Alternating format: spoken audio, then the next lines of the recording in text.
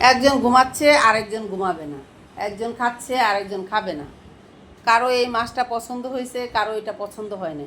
কেউ মুরগি দিয়ে খাবে, কেউ খাবে না, কেউ হাড় খাবে, কেউ মুরগি খাবে।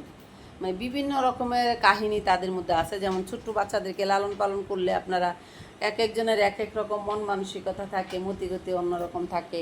ঠিক তাদের তাই আমার প্রতিদিন রাতে ধরেন আমি ওরা দুইজন তিনজন ঘুমালো, এখন তো আছে ওরা 8-10 জনের মতো আছে। আমার আসলে 7 জন, আর 3জনকে অ্যাডপশন করা হয়েছে।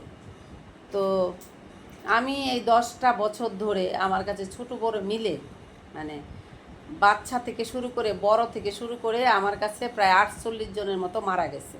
এই 10 বছরে আমি তাদেরকে লালন পালন করছি।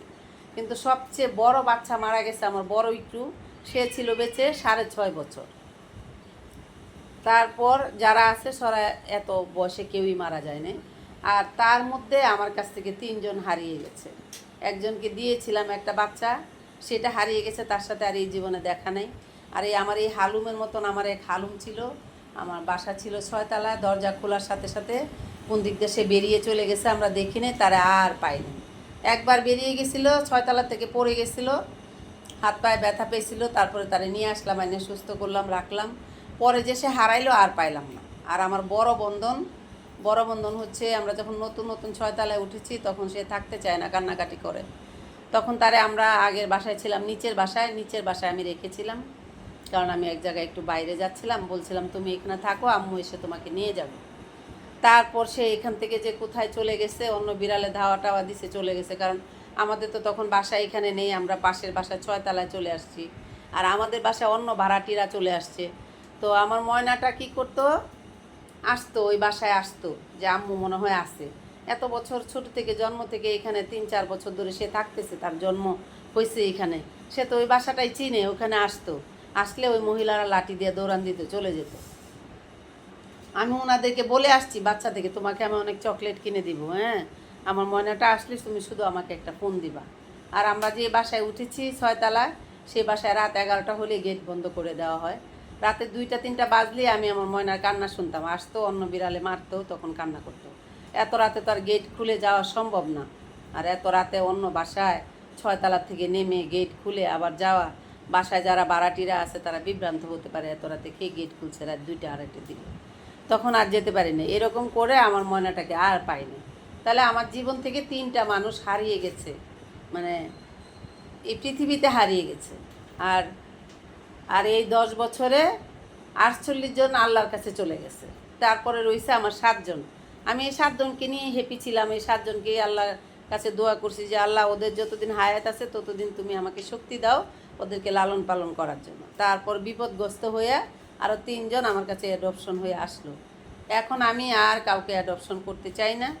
ওদের যতদিন হায়াত আছে যতদিন, ততদিন আমি ওদেরকে নিয়ে কষ্ট করছি। তবে রাত জাগাটা একটা মানুষের জন্য মারাত্মক একটা কিছু। এই রাত আমার অনেক জাগতে হয়।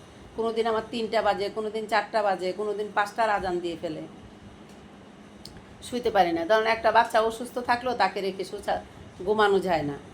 আবার ধরেন 2জন ঘুমাচ্ছে, 4জন খেলা করতেছে, এই 2জনকেও ঘুমের থেকে তুলে ফেলছে। পরে একটা কিছু নিয়ে নাড়ানাড়ি করছে, খেলছে, তখন যে 2জন ঘুমাচ্ছে সে 2জনও উঠে গেছে। এরকম হইচই করে দেখে আমি ঠিকভাবে ঘুমাতে পারছি না, বা আমি এরকম করে করে অনেক অসুস্থ হয়ে যাচ্ছি। তো এই বাচ্চাগুলো এক একজনের এক এক রকম মন মানসিকতা।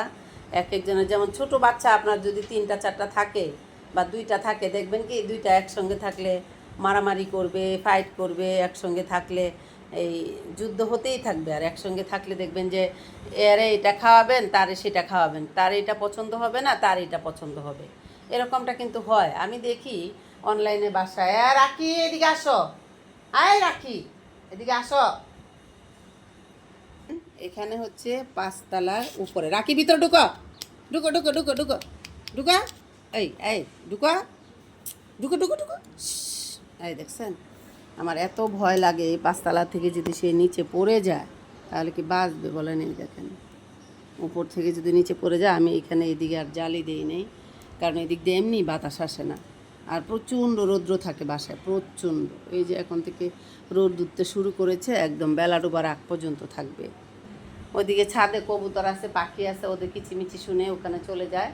ওখানে গিয়ে বসতে চায়। আমার তো ভিতরটা ধরপড় করতে থাকে, যদি ওখানে নিচে পড়ে তাহলে আর উঠানোই যাবে না।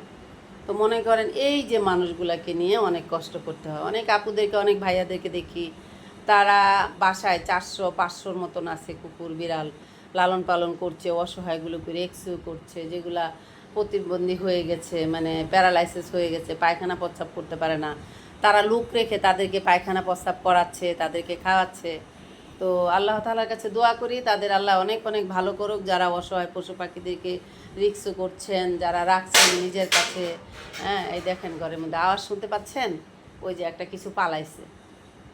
কত কিছু যে ভাঙে আমার বাসায়, কত কিছু যে নষ্ট করে, মানে সারাক্ষণ খেলা করতে থাকে, এইটা ভাঙে ওইটা ভাঙে, ওইটা নষ্ট করে ওইটা নষ্ট করে, এইগুলো করতে থাকে, বুঝছেন। এই যে আমার এই সুকেশের পাট দেখেন, এই সুকেশের পাট ধাম করে উপরে উঠতে গিয়ে একদম নিচে ভেঙে ফেলে দিছে, পাশেরটা ফেলে দিছে ভেঙে। হ্যাঁ, তো এই যে অবস্থাটা করে, জিনিসপত্র ভাঙচুর করে। এখন কী করব, নিজের সন্তানদের মতো লালন পালন করছি, বাধ্য হয়েই তাদেরকে মেনে নিতে হয়। কিন্তু আমি ওদের অল্প কয়জনদেরকে নিয়ে হাঁপায়ে গেছি। আর যারা মনে করেন অনেক আপু ভাইয়ারা, একটা ভাইয়াকে দেখলাম সে নিজে জায়গা কিনে সেইখানে বিল্ডিং করছে, কয়তালা যেন 4-5 তালা করে, অনেক লোকজন রাখছে, কর্মচারী রাখছে, রেখে